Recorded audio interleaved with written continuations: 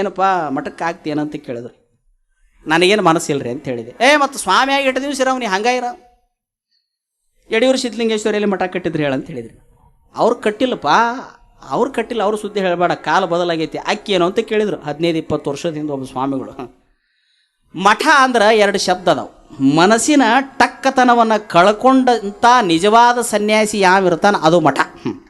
ಮನಸ್ಸಿನೊಳಗೆ ಟಕ್ಕತನ ಇರಬಾರ್ದಂತ, ರಕ್ತ ಸಂಬಂಧದ ಮೋಹ ಇರಬಾರ್ದಂತ. ಅಲ್ಲಿ ಏನಿದ್ರು ವಿರಕ್ತ ಅಂದ್ರೆ ರಕ್ತ, ರಕ್ತ ಸಂಬಂಧದಿಂದ ದೂರಿದ್ದಂಥವನಿಗೆ ನಿಜವಾದ ವಿರಕ್ತ ಅಂತ ಕರೀತಾರೆ. ಹಂಗೆ ಪಾಲಿಸೋದಾದ್ರೆ ಸ್ವಲ್ಪ ಹೆಚ್ಚು ಕಡಿಮೆ ಮನುಷ್ಯ ಗುಣಗಳು ಏನಾರ ಲೋಪದೋಷ ಇರಲಿ, ಏನಾರ ಎಡವಿದ್ರೆ ಕ್ಷಮಾ ಮಾಡ್ಬೋದು.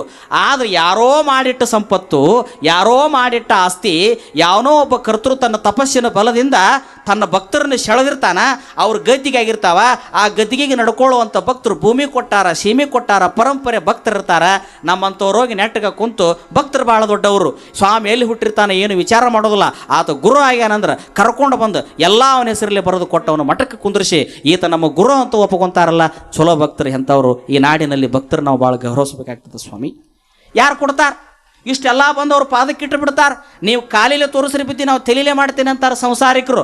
ಆದ್ರೆ ನಾವು ಕೆಲವು ದಿವಸಗಳಾದ ಮೇಲೆ ಆ ಭೌತಿಕ ಸಂಪತ್ತು ನಮ್ಮದೇ ಐತೆ ಅಂತ ತಿಳ್ಕೊಂಡು ನಮ್ಮ ವೈಯಕ್ತಿಕ ಸುಖ ಭೋಗಗಳಿಗೆ ನಾವು ಬಳಸಿದ್ರೆ ಕಾಲ ನಮ್ಮನ್ನು ಎಂದೂ ಕ್ಷಮಾ ಮಾಡೋದಿಲ್ಲ, ನಮ್ಮನ್ನು ಎಂದೂ ಶರಣರು ಒಪ್ಪೋದಿಲ್ಲ. ಅದಕ್ಕೆ ಆದ್ರೆ ಕರೆ ಸ್ವಾಮಿ ಆಗ್ಬೇಕಂತ, ಆಲಿಲ್ಲ ಅಂದ್ರೆ ಅದ್ರ ಎಡಬಲ ಹಾಯಬಾರ್ದಂತ. ನೋಡಿ ಎಷ್ಟು ಚಂದ ಹೇಳ್ತಾರೆ. ನಮ್ಗೆ ಈಗಿನ ಜಗದ್ಗುರುಗಳು ಅಂತಾರೆ ಸ್ವಾಮಿಗಳನ್ನು ಮಾಡಬಾರ್ದಂತ, ಸ್ವಾಮಿಗಳ ಆಗಬೇಕಂತ. ನೋಡು ಮಾಡಿದ್ರೆ ನಮ್ಮ ಅಜ್ಜಾರು ಹೇಳ್ತಿದ್ರು, ಅವ್ರ ಭಾಷೆನ ಭಾಳ ಕೆಟ್ಟ ಬಿರುಸು, ಹಿಡ್ಕೊಂಡು ಬಂದು ನಾಯಿ ಬೇಟೆ ಆಡೋದಿಲ್ಲ ಅಂತ. ಏನಂತ ಅಂತ ಗದಗಿನ ಜಗದ್ಗುರು ಭಾಷೆ ಇವೆಲ್ಲ. ಬಹುಶಃ ಈ ಭಾಷೆ ಅವರ ಹೇಳಬೇಕು, ಅವರ ದಕ್ಕಿಸ್ಕೋಬೇಕು. ನಾವೇನಾರ ಅಂದಿಗಿಂದ್ರೆ ಉಳಿದು ಸ್ವಾಮಿ ಸ್ಟ್ರೈಕ್ ಮಾಡ್ತಾರೆ ನಾಳೆ. ಅವರ ದಕ್ಕಿಸ್ಕೋಬೇಕು, ಹಿಡ್ಕೊಂಡು ಬಂದು ನಾಯಿ ಬೇಟೆ ಆಡ್ತಾವೆ. ಹಂಗೆ ನಾನು ಅಕ್ಕಿನಂದ್ರೆ ಎಲ್ಲ ಆದಮೇಲೆ ಬೇಟೆ ಆಡುವ ಬೇರೆ ಇರ್ತಾವಂತವು. ಅದಕ್ಕೆ ಅವನು ಮಾಡ್ಬೇಕಂತ ಹೇಳ್ತಿದ್ರು ಅವ್ರು. ನೋಡು ಸ್ವಾಮಿಗಳನ್ನು ಎಲ್ಲಿ ಹೋಲಿಸ್ತಿದ್ರು ಅಂದ್ರೆ ಸ್ವಾನಕ್ಕೆ ಹೋಲಿಸ್ತಿದ್ರು. ಕರೆ ನಾವು ಕೆಟ್ಟ ಅಂತ ತಿಳ್ಕೊತಿದ್ವಿ, ಕೆಟ್ಟ ಅಲ್ಲದು. ಯಾಕಂದ್ರೆ ಇವತ್ತಿಗೂ ಎಲ್ಲರ ಹಂತಿಂತ ಮರ್ಡರ್ ಕೇಸ್ ಆದ್ರೆ ಅದು ಮೊದಲು ಹೊಕ್ಕತಿ, ಆಮೇಲೆ ಇವ್ರು ಹಿಡ್ಯಾಕೆ ಹೊಕ್ಕಾರ. ಗೊತ್ತಲ್ಲ ನಿಮಗೆ? ಅದು ಮೊದಲು ಗುರ್ತು ಹಿಡ್ಯಾಕೆ ಹೋಗತ್ತೆ, ಅದು ಮೂಸು ನೋಡ್ಕೊಂತ ಅದು ಹೋಗಿ ಪತ್ತೆ ಹಚ್ಚತಿ. ಅಂದ್ರೆ ಸ್ವಾಮಿಯಲ್ಲಿ ಎಂಥ ಗ್ರಹಿಕೆ ಇರ್ಬೇಕಂದ್ರೆ ಎಲ್ಲಿ ತಪ್ಪದಾವ ಆ ತಪ್ಪನ್ನು ತನ್ನ ದಿವ್ಯ ಶಕ್ತಿಯ ಬಲದಿಂದ ಗ್ರಹಿಸಿ ಅದನ್ನು ಸರಿಪಡಿಸ್ತಕ್ಕಂಥ ಸಾಮರ್ಥ್ಯ ಸ್ವಾಮಿಯಲ್ಲಿ ಇರ್ಬೇಕು ಅನ್ನೋದಕ್ಕೆ ಸ್ವಾಮಿಗೆ ಹೋಲಿಸ್ತಾರೆ ಹೊರತು ನಮ್ಮನ್ನು ಅಂದ್ರೆ ಗದಿಗಿನ ಸ್ವಾಮಿಗಳು ಅಂದ್ಬಿಟ್ರೆ ಬುದ್ಧಿಗೆಡಿತನ ಅದು. ಯಾರೋ ಹೇಳ್ತಾರಂತ, ಪಾಂಡವರು ವನವಾಸಕ್ಕೆ ಹೋಗುವಾಗ, ಯುದ್ಧಕ್ಕೆ ಹೋಗುವಾಗ ತಾಯಿಗೆ ನಮಸ್ಕಾರ ಮಾಡಿದ್ರೆ ಇರುವೆ ಅಷ್ಟು ಶಕ್ತಿ ನಿಮಗೆ ಇರಲಿಪ್ಪ ಅಂದ್ಲಂತ. ಸಿಟ್ಟು ಬಂದುಬಿಡ್ತಂತೆ, ಇರುವೆ ಅಷ್ಟು ಶಕ್ತಿ ಇರಲಿ ಅಂತಿದ್ದಿ. ಹೆಂಗದು ಇರುವೆ ಅಂದರೆ ಏನದು? ಈಟಿರ್ತತಿ ತಮ್ಮ, ಇರುವೆ ಈಟಿರ್ತತಿ ಖರೆ, ಅದು ಹುಡುಗಾಟಿಗೆಲ್ಲ. ಇವತ್ತು ಕಣಕ ಮಾಡಿದ್ರೆ ಕಣಕ ಮನುಷ್ಯನ ಕೈಗೆ ಹೊಡಿದಿಲ್ಲ ಅಂತ, ಇರುವೆ ಅನ್ನೋದು ಸಣ್ಣಗೆ ಪುಡಿ ಪುಡಿ ಪುಡಿ ಪುಡಿ ಪುಡಿ ಪುಡಿ ಮಾಡಿಬಿಡ್ತಂತ ಅಂತ ನೋಡ್ರಿ.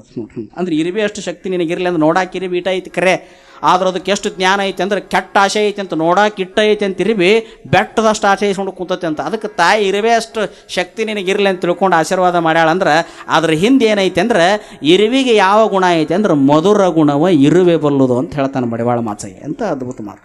ಮಧುರ ಗುಣ ಇರುವೆ ಬಲ್ಲುದು, ಗೋತ್ರ ಗುಣ ಕಾಗೆ ಬಲ್ಲುದು, ಮಧುರ ಗುಣ ಇರುವೆ ಬಲ್ಲುದು. ಅಂದ್ರೆ ಬೇಕಾರೆ ಮನಿ ಒಳಗೆ ಇರುವೆ ಬಂದ ಮೇಲೆ ನಿಮಗೆ ಗೊತ್ತಾಕೈತೆ ಐ ಸಕ್ಕರೆ ಬಿದ್ದೈತೆ ನೋಡಿಲ್ಲ ಅಂತೇಳಿ ಮೊದಲ ಗೊತ್ತಾಗೋದು. ನೋಡಿ ನೀವು ಪ್ಯಾಟ್ಯಾಗ ಹಿಚ್ಗಾಡಿ ತೊಗೊಂಡು ಬರ್ರಿ ಹಣ್ಣು, ಬೇಕಾರೆ ಹುಳಿನರ ಇರ್ತಾವ, ಕೈನರ ಇರ್ತಾವ, ಅದು ಬರ್ತೈತೆ ಅಂತ.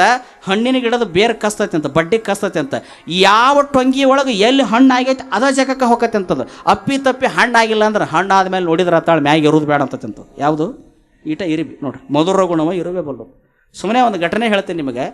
2 ಡಿಗ್ರಿ ಆದ ಹೆಂಡತಿ 1 ಡಿಗ್ರಿ ಆದ ಗಂಡನ ಲಗ್ನ ಆಗಿದ್ಲಂತ. ಡಿಗ್ರಿ 2 ಆಗಿದ್ವು ಅಂತ, 1 ಡಿಗ್ರಿ ಗಂಡನ ಲಗ್ನ ಆಗಿದ್ಲಂತ.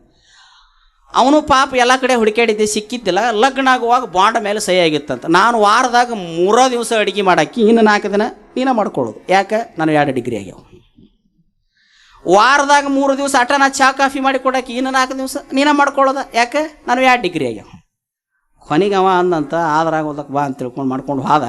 ಮುಂದೆ ಎಷ್ಟು ಶಾಣ್ಯಾರು ಇರ್ತಾರೆ, ಈ ಸಾಲಿ ಕಲ್ತವ್ರು ಎಷ್ಟು ಅಡ್ನಾಡ್ ಇರ್ತಾರೆ ಅನ್ನೋದಕ್ಕೆ, ಜನರಲ್ ನಾಲೆಜ್ ಎಷ್ಟು ಕಡಿಮೆ ಇರ್ತೈತೆ ಅವ್ರಿಗೆ ಅನ್ನೋದಕ್ಕೆ ಇದನ್ನು ಒಂದು ಉದಾಹರಣೆ ಹೇಳ್ತೀನಿ. ಗಂಡ ಆಫೀಸಿನಿಂದ ಬಂದ, ಕಾಫಿ ಮಾಡಿ ಕೊಡೋದು, ಚಹಾ ಮಾಡಿ ಕೊಡೋದು. ಇರುವಿ ಸಕ್ರೆ ಡಬ್ಬಿ ಹೆಚ್ಚಾಕಿದ್ವು. ಈಕೆ ಸಕ್ರೆ ಡಬ್ಬಿ ಮೇಲೆ ಖಾರದ ಡಬ್ಬಿ ಅಂತ ಬರಲ್ಲ ಅಂತಂದ್ರೆ ಇರುವಿ ಕಣ್ಣಾಗ ಮಣ್ಣೋಗಿಲ್ಲ. ಸಕ್ರೆ ಡಬ್ಬಿ ಮೇಲೆ ಖಾರದ ಡಬ್ಬಿ ಅಂತ ಬರಲ್ಲಂತ, ಖಾರದ ಡಬ್ಬಿ ಮೇಲೆ ಸಕ್ರೆ ಡಬ್ಬಿ ಅಂತ ಬರಲ್ಲಂತ. ಅವು ಮತ್ತು 2-3 ದಿವಸ ಆದಮೇಲೆ ಮತ್ತು ಖಾರದ ಡಬ್ಬಿ ಬಿಟ್ಟಿದ್ವು ಅಂತ, ಸಕ್ರೆ ಡಬ್ಬಿಗೆ ಬಂದಿದ್ವು ಅಂತ. ಮತ್ತು ಇವ ಬಂದು ಕುಂತ ಚಾ ಮಾಡುವಾಗ ಒಟ ಒಟ ಬೇದಾಕತ್ತತಿ ಇವಕ್ಕೆ ಏನು ಬುದ್ಧಿಲ್ಲ ನಾನ್ ಸೆನ್ಸ್ ಅದಾವ ಯಾವ ಇರಿಬಿ ನಾನ್ ಸೆನ್ಸ್ ಅಂತವ. ಯಾಕೆ ಬೈತಿದಿ ಮಾಡಿ ಕೊಡೋದು ಒಂದು ಕಪ್ ಚಾ ಅಲ್ಲ ಅದನ್ನು ನಾನು ಮಾಡ್ಕೊತೀನಿ ಬಿಡಲ್ಲ. ನಿಮಗೆ ಬೇದಿಲ್ಲ ಇರಿಬಿಗೆ ಬೇದಿನಿ ಅಲ್ಲ ಅಂತ ಅವಕ್ಕೇನು ತಿಳಿತಾವನ ಅಂದಂತಾವ. ಅಲ್ಲಿ ನೋಡ್ರಿ ನಾನು ಖಾರದ ಡಬ್ಬಿ ಮೇಲೆ ಸಕ್ಕರೆ ಡಬ್ಬಿ ಅಂತ ಬರ್ದೀನಿ, ಸಕ್ಕರೆ ಡಬ್ಬಿ ಮೇಲೆ ಖಾರದ ಡಬ್ಬಿ ಅಂತ ಬರ್ದೀನಿ. ಇವು ಮತ್ತೂ ಹೊಳ್ಳಿ ಸಕ್ಕರೆ ಡಬ್ಬಿಗೆ ಬಂದವ ಖಾರದ ಡಬ್ಬಿ ಬಿಟ್ಟಾವ ಅಂದಾಗ ಅವ ಗಂಡ ಭಾಳ ಶಾಣೆ ಇದ್ದ. ಅವಕ್ಕೆ ನಿನ್ನಂಗೆ 2 ಡಿಗ್ರಿ ಆಗಿಲ್ಲ ವಾಸನೆ ಹಿಡ್ಕೊಂಡು ಬರ್ತಾವ ಅಂದಂತ. ಏನು ಹಿಡ್ಕೊಂಡು ಬರ್ತಾವ? ವಾಸನೆ ಹಿಡ್ಕೊಂಡು ಬರ್ತಾವ ಒಂದಂತ. ಅದಕ್ಕೆ ಡಿಗ್ರಿಗಳು ಮುಖ್ಯ ಅಲ್ಲ. ಭಾಳಷ್ಟು ಜನಕ್ಕೆ ಡಿಗ್ರಿನ ಭಾಳ ಮುಖ್ಯ ಆಕೈತಿ. ಡಿಗ್ರಿಯಕ್ಕಿಂತಲೂ ಮನುಷ್ಯನಲ್ಲಿ ಅನುಭವ ಭಾಳ ಮುಖ್ಯ ಅನ್ನೋವಂಥದ್ದನ್ನು ತಿಳ್ಕೊಬೇಕು. ಅನುಭವ ಭಾಳ ಮುಖ್ಯ. ನೋಡಿ, ನಮ್ಮೊಳಗಿರ್ತಕ್ಕಂಥ ಅನುಭವ ಬಹಳ ದೊಡ್ಡದದು. ಮದರ್ ತೆರೇಸಾ ಅಂದು ಯಾವ ಡಿಗ್ರಿ ಆಗಿತ್ತು, ಇವತ್ತಕ್ಕಿಗೆ ಇಡೀ ಜಗತ್ತೇ ಬಾಗುತ್ತದೆ. ಅಕ್ಕ ಮಹಾದೇವಿ ಅವರಿಗೆ ಯಾವ ಡಿಗ್ರಿ ಆಗಿತ್ತು, ಯಾವ ಯೂನಿವರ್ಸಿಟಿ ಒಳಗೆ ಸಾಲಿ ಕಲ್ತಿದ್ರು. ಇವತ್ತು ಅಕ್ಕನವರ ವಚನಗಳನ್ನು ಓದಬೇಕಾದ್ರೆ ಕೆಮಿಸ್ಟ್ರಿ ಬರ್ತದೆ, ಫಿಸಿಕ್ಸ್ ಬರ್ತದೆ, ಬಯಾಲಜಿ ಬರ್ತದೆ, ಜೀವಶಾಸ್ತ್ರ ಬರ್ತದೆ. ಎಲ್ಲಿ ಕಲ್ತಿದ್ರು ಅವರೆಲ್ಲ ವಿಸ್ಮಯ ಆಗಿ ಹೋಗಿಬಿಡ್ತತಿ. ಶರಣರನ್ನು ನೋಡಿಬಿಟ್ರೆ ವಿಸ್ಮಯ ಆಕತಿ. ಅದಕ್ಕೆ ಶರಣರು ಎಷ್ಟು ಸುಂದರವಾಗಿ ತಮ್ಮ ವಚನಗಳಲ್ಲಿ ಹೇಳ್ಕೊಂಡು ಬರ್ತಾರ ಅಂತಂತಂದ್ರೆ ಈ ಸಂಸಾರ ಮಾರ್ಗದ ಬಗ್ಗೆ ಪ್ರಪಂಚದೊಳಗೆ ಈ ಜಗತ್ತಿನೊಳಗೆ ಭಾಳಷ್ಟು ದಿನ ಬಾಳ್ಕಿ ಬರುವಂಥದ್ದು ಯಾವುದಾದ್ರೂ ಇದ್ರೆ ಅದು ಗೃಹಸ್ಥಾಶ್ರಮ ಅಂತ, ಸನ್ಯಾಸಾಶ್ರಮ ಅಲ್ಲ. ಗೃಹಸ್ಥಾಶ್ರಮ ನಿಮ್ಮದು ಭಾಳ ಬಳಕೆ ಬರ್ತೈತಿ.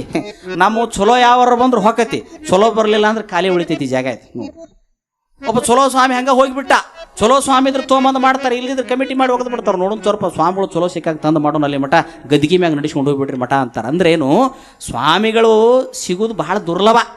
ಆದ್ರೆ ಸಂಸಾರಿಕರು ಏನದಾರಲ್ಲ ಇವರು ಚಲೋ ಉಳಿದ್ರೆ ಸಮಾಜ ಚಲೋ ಉಳಿತೈತಿ ಅನ್ನೋದಕ್ಕೆ ಈ ಘಟನೆಗಳನ್ನು ಹೇಳಕತ್ತೀನಿ. ಯಾಕಂದ್ರೆ ಸಂಸಾರದಿಂದ ಸದ್ಗತಿ ಐತಿ. ಸಂಸಾರದೊಳಗೆ ಇದ್ದುಕೊಂಡು ಯಾರು ಭಕ್ತಿ, ಶ್ರದ್ಧೆ, ವಿನಯ, ನಡವಳಿಕೆ, ತಮ್ಮ ಆಚಾರ ವಿಚಾರಗಳನ್ನು ಕಾಯ್ಕೊಂಡು ಯಾರು ಹೊಕ್ಕಾರ ಅವರಿಗೆ ಕುಶಲ ಶಂಕರ ಮೋಕ್ಷವನ್ನು ಕೊಡ್ತಾನಂಥೇಳಿ ಶಿವಯೋಗಿಗಳು ಹೇಳ್ತಾರೆ. ಸಂಸಾರದಿಂದ ಸದ್ಗತಿ ಉಂಟು ಕೇಳ ಮಗನೇ, ಬಸವಾದಿ ಪ್ರಮತರಿಗೆ ಏನಿದ್ದಿಲ್ಲವೇ ಅಂತ ಹೇಳ್ತಾನೆ. ಯಾರೋ ಹೇಳಿಬಿಟ್ರು ಸನ್ಯಾಸಿಗಳು ಭಾಳ ಶ್ರೇಷ್ಠ, ಸಂಸಾರಿಕರು ಕನಿಷ್ಠ, ಇವ್ರಿಗೆ ಮುಕ್ತಿ ಆಕತಿ, ಅವ್ರಿಗೆ ಮುಕ್ತಿ ಆಗೋದಿಲ್ಲ ಅಂತ ಹೇಳಿಬಿಟ್ರು. ಹಂಗಾರೆ ಪ್ರಪಂಚದಾಗ ಭಾಳ ಮಂದಿ ಸನ್ಯಾಸಿಗಳಾಗಿ ಸತ್ತಾರೆ. ಇನ್ನೂ ನಮ್ಮಲ್ಲಿ ಕೆಲವೊಂದಿಷ್ಟು ಮೂಢನಂಬಿಕೆ ಅದಾವ. ಮಕ್ಕಳಾದ್ರನ ಮುಕ್ತಿ ಅಂತ, ಮಕ್ಕಳಾಗಲಿಲ್ಲ ಅಂದ್ರೆ ಮೋಕ್ಷನೇ ಇಲ್ಲ ಅಂತ. ಹಂಗಾರೆ ಸ್ವಾಮಿಗಳಿಗೆಲ್ಲ ಮಕ್ಕಳೇ ಇರೋದಿಲ್ಲ, ಮುಕ್ತಿ ಆಗಲಿಲ್ಲ ಅಂತ ಅರ್ಥನ? ಏನು ಕಲ್ಪನೆ ಅದು? ಮಕ್ಕಳಾಗದವ್ರಿಗೆ ಮೋಕ್ಷ ಇಲ್ಲ ಅಂತಲ್ಲ, ಯಾರ ಮನಸ್ಸು ಮಕ್ಕಳ ಮನಸ್ಸಿನಷ್ಟು ಪವಿತ್ರ ಆಗೋದಿಲ್ಲೋ ಅವ್ರಿಗೆ ಮುಕ್ತಿ ಇಲ್ಲ ಅಂತ ಬರದಾರ ಅದನ್ನವ್ರು.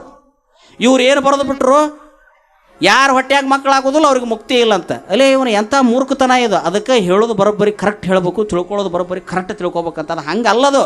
ಮಕ್ಕಳ ಮನಸ್ಸಿಗೆ ಯಾವ್ದಾರ ಒಂದು ಸಣ್ಣ ಕೂಸು ತಗೋರಿ, ಅದಕ್ಕೆ ಏನು ಗೊತ್ತಾಕತಿ, ಹಸಿವಾದಾಗ ಅಳೋದು, ಖುಷಿ ಆದಾಗ ನಗುದು. ದೇವರ ಸ್ವರೂಪ ಅದು ಮಕ್ಕಳು. ಆ ಮಗುವಿನ ಮನಸ್ಸು ಹೆಂಗೈತಿ ಹಂಗೆ ನಿನ್ನ ಮನಸ್ಸು ಆತಂದ್ರೆ ಅಂದ ನಿನಗೆ ಮುಕ್ತಿ ಅಂತ ಹೇಳ್ತಾರೆ ಶರಣರು. ನಾವೇನು ತಿಳ್ಕೊತೀವಿ, ಬಹುಶಃ ಮಕ್ಕಳಾದ್ರನ ಮುಕ್ತಿ ಅಂತ. ಏನು ಬಂಜೀವಾಗಿಲ್ಲದ ಮುಂದೆ ಅಂಜೂರಿ ಗಿಡ ಹುಟ್ಟಿ ರೆಂಬಿಗೆ ಗಿಣಿ ಕೂತು ಹಾಡ್ಯಾವಂತ. ಅವಕ್ಕೇನು ಹಾಡಕ್ಕೆ ಬರ್ತೈತಿ? ನಾವು ಕಲಿಸಿದಾಗ ಹಾಡ್ತಾವೆ ನೋಡಿ. ಅಂದ್ರೆ ಬರವಣಿಗೆ ಎಷ್ಟು ಚಂದ ಇವ್ರದು ಅಂತಂತಂದ್ರೆ ಭಾಳ ವಿಚಿತ್ರ. ಕೆಲವನ್ನ ಮನಸ್ಸಿಗೆ ಚುಚ್ಚುವಂಗೆ ಬರೆದ್ರು, ಇನ್ನು ಕೆಲವು ಮನಸ್ಸಿಗೆ ನಾಟುವಂಗೆ ಹೇಳಿದರು. ಹೇಳಿದ್ದು ತಪ್ಪಲ್ಲ, ಆದರೆ ತಿಳ್ಕೊಳ್ಳೋದು ತಪ್ಪೈತಿ. ಕಾರಣ 12ನೇ ಶತಮಾನದ ಶರಣರು ಇದನ್ನು ಒಪ್ಪೋದಿಲ್ಲ. ಮಕ್ಕಳಾಗೋದು ಬಿಡೋದು ಅದು ಪ್ರಕೃತಿಯ ಧರ್ಮ ಇರ್ಬೋದು, ಗುಣಧರ್ಮ ಇರ್ಬೋದು. ನೀ ಬಂದೇ ಇಲ್ಲ, ಮೊದಲು ನೀ ನೆಟ್ಟಗಾಗಿ ಹೋಗು ಸಾಕಂತ ಅವ್ರು ಹೇಳ್ತಾರೆ. ಇಲ್ಲದನ್ನು ಅವ್ರು ಮಾತಾಡೋಕೆ ಹೋಗೋದಿಲ್ಲ. ಕಾರಣ ಮಕ್ಕಳಾದ್ರೆ ನಮ್ಮ ಮೋಕ್ಷ ತಲೆಯಾಗೈತೆ ಅನ್ನೋದು ಒಗೆದು ಬಿಡ್ರಿ. ನಮ್ಮ ಶರಣ ಸಿದ್ಧಾಂತ ಮಾತ್ರ ಅದನ್ನು ಒಪ್ಪೋದಿಲ್ಲ.